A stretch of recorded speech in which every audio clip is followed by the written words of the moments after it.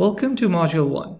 In this module, we're going to get you familiar with Power BI, walk you through installation process, and cover how to import data and create some basic visualizations. So what exactly is Power BI?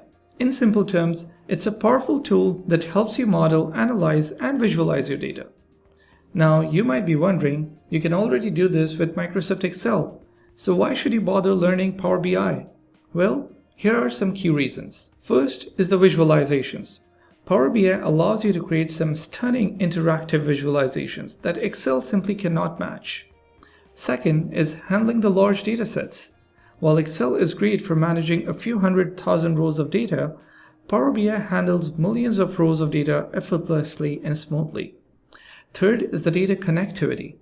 Power BI can pull the data from a wide range of sources, online data, databases, servers, and many more, giving you much greater flexibility. And lastly, it is the advanced calculations with DAX. Power BI uses DAX, or data analysis expressions. It's a powerful language that enables you to perform complex calculations far beyond what's easily achievable in Microsoft Excel. Every day, our world produces tons of data, and companies around the world want to use this data for business decision making. But traditional tools like Excel are usually not sufficient to handle data of that size and complexity.